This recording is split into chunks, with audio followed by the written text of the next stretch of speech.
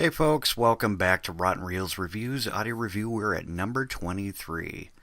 And I'm going to regret this decision for the week, but, here it goes. Today we're going to be on about an American slasher / rape revenge story brought to us by the critically acclaimed director Donald Farmer. I'm sorry. Yeah, I couldn't even say that with a straight face. This gentleman brought us such opus like Demon Queen, Cannibal Hookers, Vampire Cop, Red Lips, Chainsaw Cheerleaders, and High H Horror, Independent 8. Yeah, so feel free to cringe, slink away, or, hide under the bed. This film has been deemed an unofficial sequel to the controversial 1978 rape revenge film I Spit on Your Grave, and well, it is. Kinda. This is Savage Vengeance. Now, shockingly enough, this has multiple alternative titles under this festering pile of reindeer droppings, such as the following: I Spit on Your Grave 2, Savage Vengeance, I Will Dance on Your Grave, Savage Vengeance, and Return to the Grave. A tad odd, considering no point in time is anyone visiting any headstones or there's any actually unearthed graves to be considered. Now, 15 years after the original film, our movie stars the original girl, Camille Keaton, under the pseudonym Vicky Keel.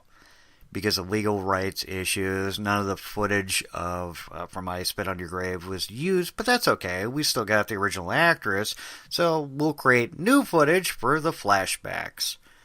So we return with Jennifer, Camille Keaton of Sex of the Witch, I Spit on Your Grave, No Justice, Holy Hollywood, and The Lords of Salem, for a lengthy driving sequence, which she oddly enough goes into the woods with a book to relax, only to later be gang raped.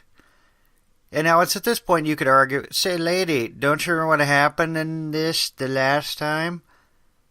But again, we are dealing with an unofficial sequel based on the bad dubbing, as Jennifer, the very name, it seems to be poorly inserted for dialogue. It is so bad that you can hear this clearly over like that. I'm sort of going, yeah, you know what else you need? Work shed. Chainsaw. It was just sad.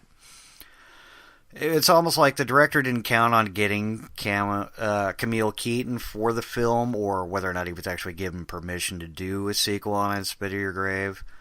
So, yeah, the four guys jump her in the woods, and they leave her for dead. That doesn't sound familiar at all. 5 years later. Yeah, seriously, we have that span of time. She's not charged with any of the murders of her previous rapists, and somehow she just got into law school. So she goes to a very similar woodland setting with her friend Sam, Linda Lyer of Savage Vengeance, and I couldn't find anything else for the gal. I'm like, okay, all right, that works. And, I'm sorry, but if this very traumatic event happened to me, I would go nowhere near the woods. In fact, if I were even a vacation after something that horrific, I would hire ex-military recon armed to the teeth to watch whatever house, compound, or whatever place I'm staying at.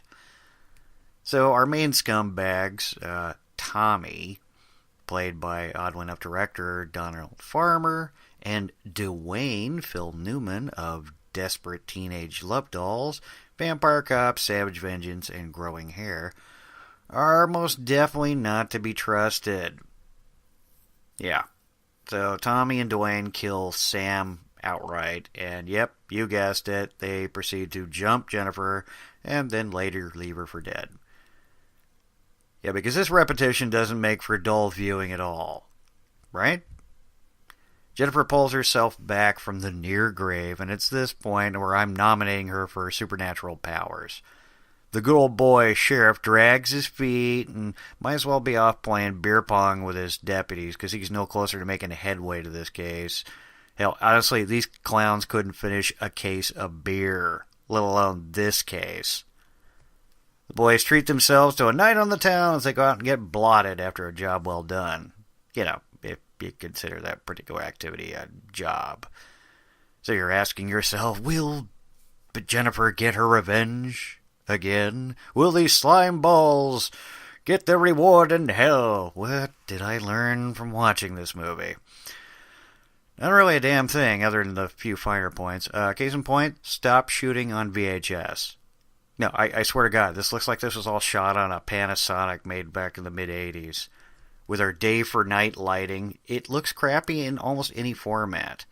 The film doesn't look finished, and it clocks out at roughly about an hour and 5 minutes, and my God, does it drag on. A-cup bras don't have this much padding. As it was clearly pointed out to me later that Camille Keaton actually walked off the set of this unoriginal piece of garbage, so the ending is incredibly abrupt. I mean, thank God they shot in sequences and not, frame by frame.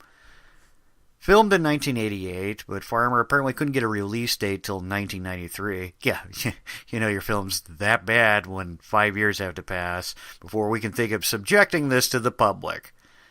Well, I'm not surprised this was a turd. I mean, what do you expect for a film that's shot on this shitty VHS format and then poorly translated to 35mm? I mean, you find me a good one of those.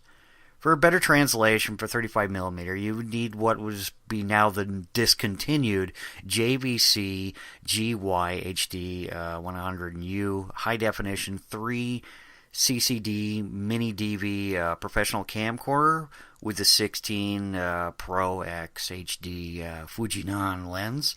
Now, this is commonly used for things like news broadcasts, but it actually translates pretty well to 35mm. Or at least certainly better than the crappy handheld VHS to 35. But this never translates well. Now, the effects are fair, and in the sense that they have some graphic death sequences, and in all intents and purposes, they actually are trying. It's just, I'm trying to get past this multiple collective of mullets and trying not to laugh. Now, I'm watching this stink nugget, and aside from Camille Keaton, I only recognize the one gal that's singing at the bar is Melissa Moore from the aforementioned Samurai Cop movies, that being 1 and 2. But yeah, I know, I was just sort of going, wait a minute, I know that girl. I was like, oh, right, Sorority House Massacre 2, or Repossessed, and...